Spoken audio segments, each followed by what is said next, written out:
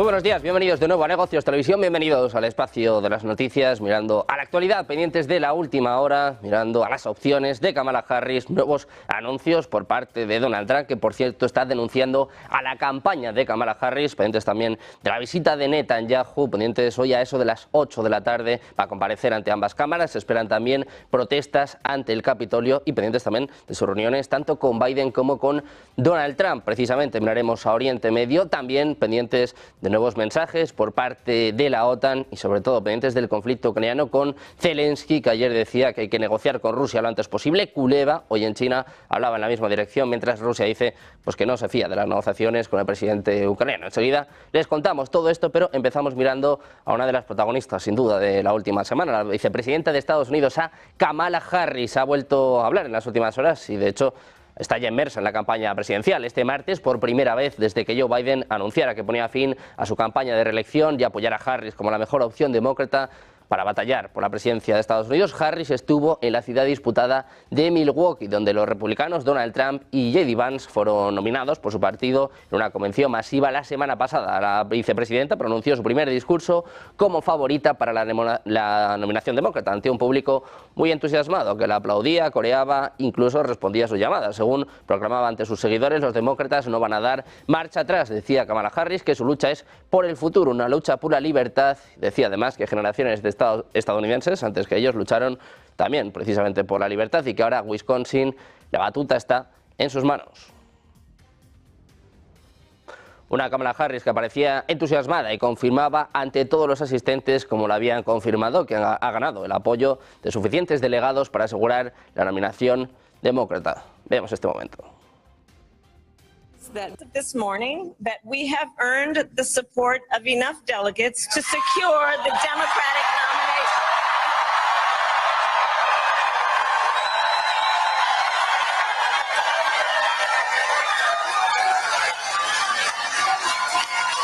And I am so very honored, and I pledge to you I will spend the coming weeks continuing to unite our party so that we are ready to win in November. Pendientes también de los candidatos para vicepresidente de Kamala Harris, donde ya empiezan a aparecer algunas quinielas, algunos nombres. Por ejemplo, Shapiro, Kelly y Cooper son los favoritos para ser compañeros de fórmula de Harris, según dicen los donantes. El senador de Pensilvania, Joe Shapiro, de Arizona, Mark Kelly, y el de Carolina del Norte, Roy Cooper, son los favoritos para convertirse en el vicepresidente de Estados Unidos si Harris se impone en las elecciones del 5 de noviembre. También con los ojos puestos ya en las encuestas, 3 nuevas encuestas de alta calidad muestran ahora que Harris está prácticamente empatada con Trump, lo que indica que la dinámica de la carrera presidencial podría estar cambiando. Es lo que apunta a la gente. Se habla del entusiasmo entre la campaña de Harris. Ha informado de que recibieron tantas confirmaciones de asistencia al evento que tuvieron que mudarse a un lugar más grande en el último minuto. El mitin de este martes atraía a 3.000 personas, lo que le convierte en el mitin más grande del ciclo electoral de 2024 para un candidato presidencial demócrata. Pendientes también de Donald Trump, que presentó este martes una queja ante la Comisión Federal Electoral contra la vicepresidenta Kamala Harris, acusando a su campaña para 2024 de violar las leyes federales de financiación de campañas al sustituir el nombre de Joe Biden por el suyo propio para hacerse con el control de los fondos de su campaña. La queja presentada por el abogado general de la campaña de Trump, David Warrington, argumenta que la campaña de Biden no puede cambiar el nombre de su comité de Biden for President a Harris for President, una vez que Biden abandonó la carrera este domingo y transferir directamente 91 millones de dólares. Decía literalmente, esto es un poco más que un excedente de contribuciones poco disimulado de 91,5 millones de dólares de un candidato presidencial a otro, es decir, de la antigua campaña de Joe Biden a la nueva campaña de Kamala Harris. Decía que este intento es una burla de sus leyes de financiación de campañas, es lo que apunta una queja de 8 páginas. Añade que los candidatos federales tienen prohibido conservar contribuciones para elecciones en las que no participan. Añadía además que Biden for President no ha mostrado ninguna intención de reembolsar o reasignar adecuadamente los fondos de las elecciones generales que ya ha recibido y que esto las convierte a todas en un excedente de donaciones.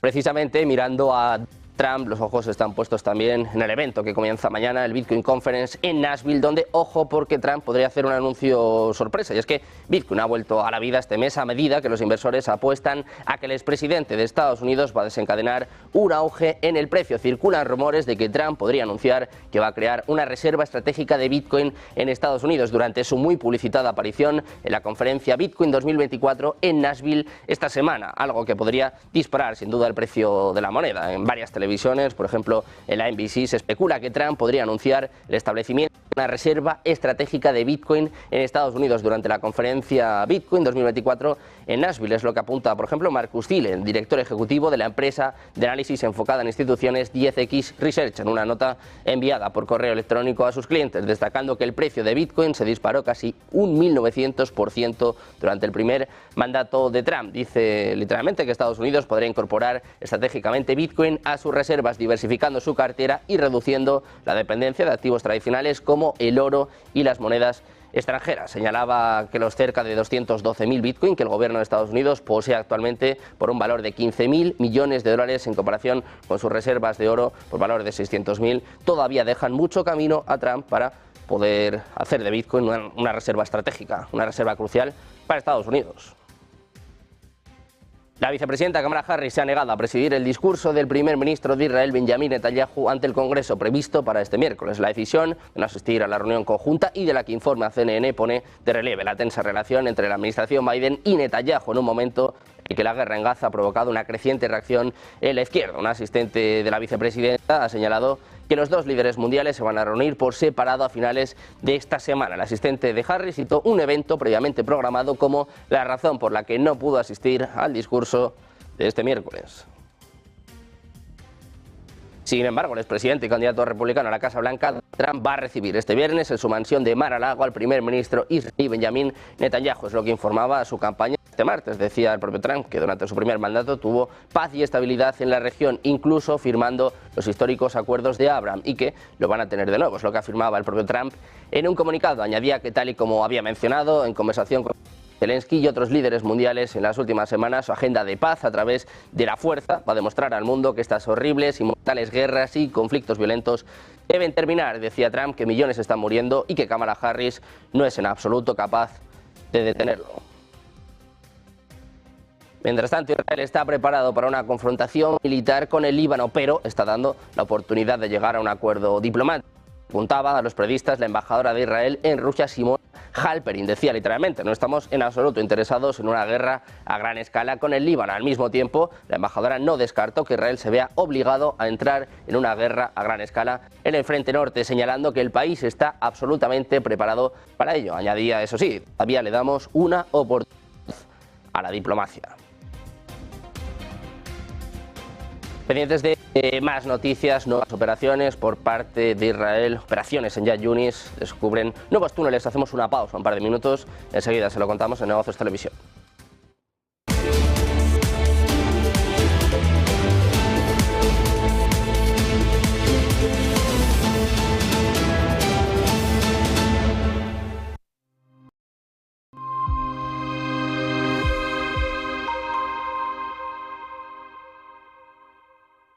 Pensamos que el ciclo económico sigue siendo robusto y, por lo tanto, es un buen momento para tomar riesgo en renta variable. Bajo esta coyuntura, estos son los 3 factores a monitorizar en el tercer trimestre del 2024. En primer lugar, tanto los fundamentales como los análisis técnicos apoyan a los activos de riesgo. Las economías muestran resiliencia y la inflación es persistente, pero también gestionable. En segundo lugar, China se encuentra en un periodo de estabilización controlada. Existen señales claras de recuperación, pero es muy importante que los responsables políticos continúen apoyándola. Y por último, en tercer lugar, dada la dispersión en los mercados, este es un buen momento para las operaciones tácticas. Las empresas estadounidenses de mediana capitalización y los bonos convertibles son una buena opción en este sentido. Y desde una perspectiva sectorial, nos gustan la tecnología y las finanzas.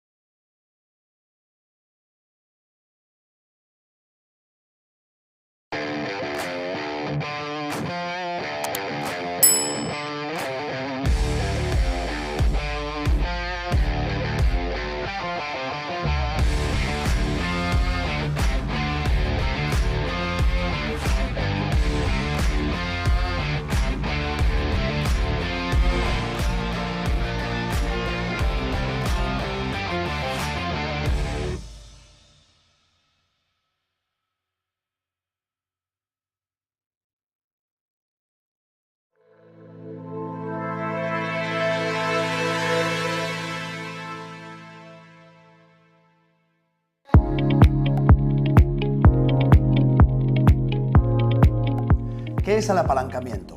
A menudo suena muy raro, apalancarse, y es que es una herramienta financiera que genera muchísima confusión. ¿Cómo es posible que cuando hay un apalancamiento 1 a 10, yo tenga que poner una moneda, un euro, y la entidad financiera coloque 10? Y no me pide ninguna garantía. ¿Cómo es posible? Pues fijaos, en esta herramienta financiera, el broker en este caso, no pone ningún problema para concedernos este crédito virtual, que es lo que es el apalancamiento, porque cada vez que entramos a mercado nos da esa potencia de 1 a 10 veces más, por poner un ejemplo, y cada vez que salimos del mercado nosotros devolvemos ese préstamo.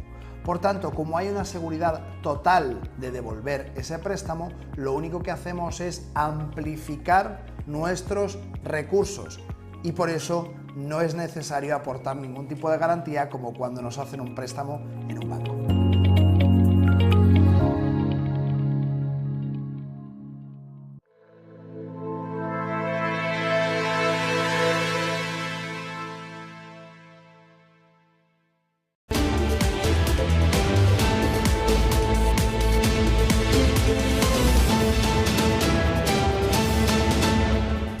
Ya de vuelta en Negocios Televisión, mirando a la actualidad, pendientes de las FDI. Las fuerzas de defensa israelíes han declarado este miércoles que sus fuerzas seguían llevando a cabo operaciones militares en Yan Yunis, que el último día llevaron a ubicar varios túneles y matar a varios agentes terroristas, principalmente, decía, con disparos de francotiradores. En la zona de Bani Suheila, las tropas de la unidad de comando Egoz identificaron a un grupo de hombres armados que se acercaban a ellos en un vehículo en un ataque aéreo y terrestre combinado. La Fuerza Aérea Israelí y un tanque de las FDI atacaron el vehículo, eliminando a todos los pasajeros, según apuntaba el ejército. Además, las FDI mencionaron que se llevaron a cabo más ataques en Rafah y en toda la franja de Gaza. Corea del Norte está dispuesta a impulsar sus lazos con Bielorrusia para abrir una nueva era. Es lo que apuntaba este miércoles la ministra de Asuntos Exteriores Choe Son-hu, citada por el medio estatal KCNA, un día después de reunirse con su homólogo bielorruso en Pyongyang. Tanto Corea del Norte como Bielorrusia son aliados de Rusia, que se ha visto aislada diplomáticamente desde el inicio del conflicto en Ucrania. El año pasado Moscú trasladó algunas de sus armas nucleares tácticas a Bielorrusia, realizando ejercicios militares conjuntos y además el mes pasado acordando un pacto histórico con Corea del Norte que permite a cualquiera de los dos países proporcionar al otro asistencia militar si se enfrenta a una agresión armada.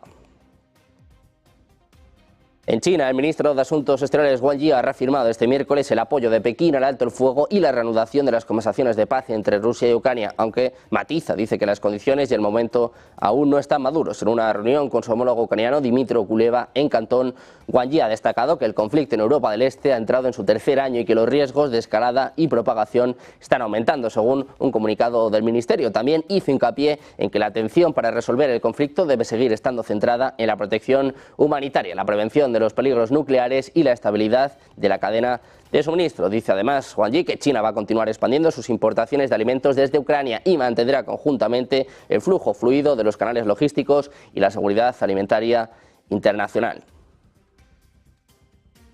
En Alemania, el inspector general de la Bundeswehr, Carsten Breuer, ha admitido que Rusia es superior a los países de la OTAN en el desarrollo de poder militar, en particular en la producción de tanques. Decía literalmente, el ejército ruso produce anualmente entre 1.000 y 1.500 tanques adicionales. Los 5 países europeos más grandes de la OTAN solo tienen la mitad, es lo que apuntaba en una entrevista con el periódico Tagesspiegel. La Bundeswehr, dijo, tiene aproximadamente 300 tanques. Al mismo tiempo, el inspector general de las Fuerzas Armadas alemanas argumentó que dentro de 5 a 8 años las Fuerzas Armadas de Rusia estarán equipadas con equipos y personal para que sea posible un ataque al territorio de la OTAN. Decía además, habló deliberadamente de esto en modo subyuntivo. Entonces Rusia tendrá esa oportunidad. Sostuvo que el fortalecimiento militar de Rusia planteaba un peligro creciente para la OTAN.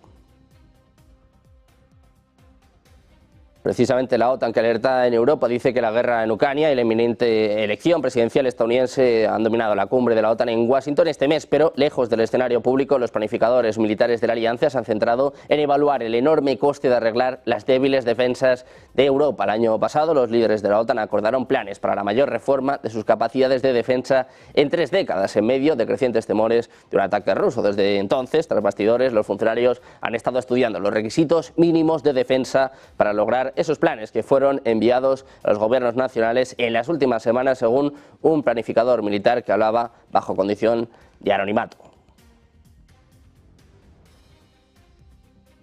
Rusia además responde a las últimas palabras por parte de un Volodymyr Zelensky que hablaba de negociaciones de paz, de que debe solucionarse el conflicto lo antes posible, mientras María Zakharova, la portavoz del Ministerio de Asuntos Exteriores, dice que no se puede confiar en las declaraciones del líder ucraniano sobre posibles negociaciones con Rusia o sobre algún tipo de plan de paz. Es lo que afirmaba en una sesión informativa la representante oficial del Ministerio de Asuntos Exteriores de Rusia. Decía literalmente: nadie tiene fe en él, todo el mundo entiende perfectamente que se trata de un hombre que puede torcer cualquier cosa, que puede mentir, que puede rechazarlo todo, ya que incluso abandonó a su propio pueblo, arrojándolos en una especie de altar de sacrificios. Zakharova, Rusia no se fía del plan de paz de Zelensky, que ayer tendía la mano a negociar con Rusia.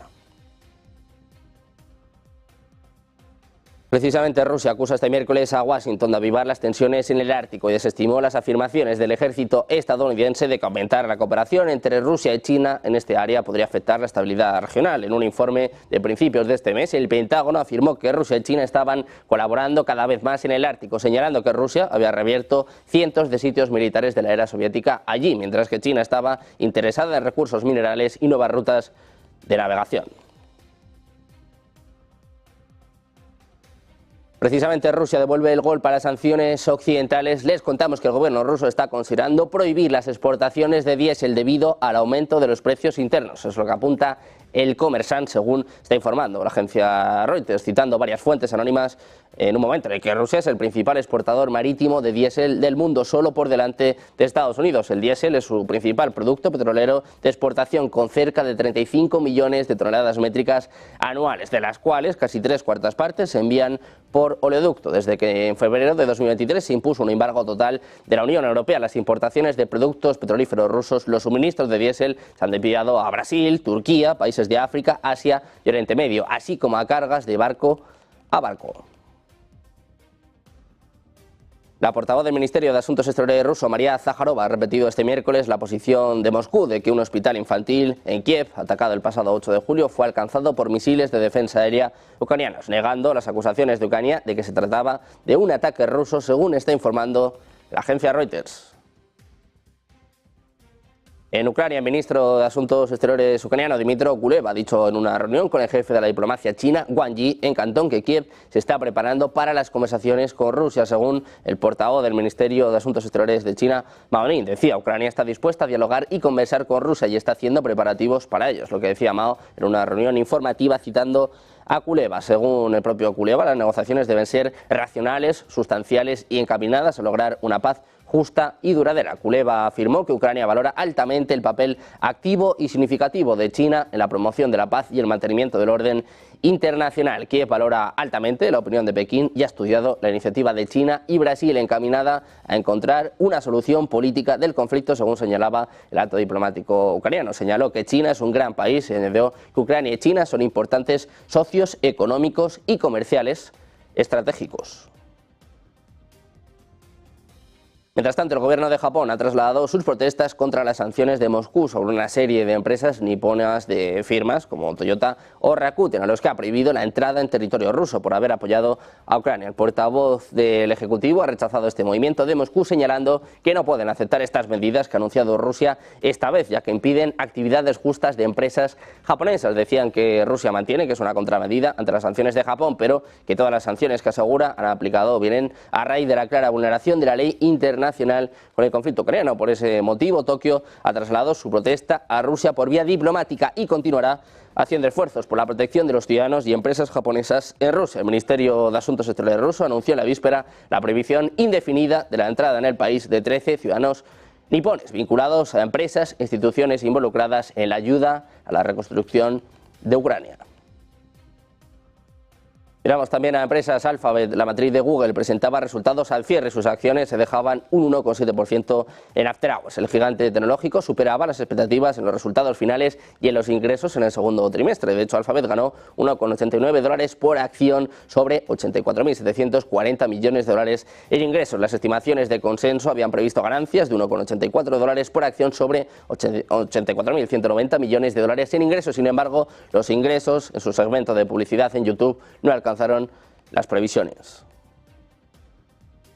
Miramos también a Tesla. Las acciones del fabricante de vehículos eléctricos han registrado fuertes caídas en After Hours. Rozaban el 5% de caída después de que los beneficios del segundo trimestre no alcanzaran las estimaciones de consenso y anunciase una caída del 7% en los ingresos por automóviles. La empresa de Elon Musk presentaba unos beneficios ajustados por acción de 52 céntimos frente a los 62 que esperaba el mercado. Por otra parte, la empresa registraba unos ingresos trimestrales de 25.500 millones de dólares, un 2% más y ligeramente superiores a los previstos por Wall Street. El fabricante estadounidense de coches eléctricos registró un beneficio neto atribuido de 1.478 millones de dólares en el segundo trimestre del año, lo que supone una reducción del 45% en comparación con los 2.703 millones contabilizados en el mismo periodo de 2023. El margen operativo de la compañía cerró el primer trimestre del año en el 6,3%, lo cual supone 3,3 puntos porcentuales menos que en el mismo periodo del año anterior, cuando se situaba en el 9,6%.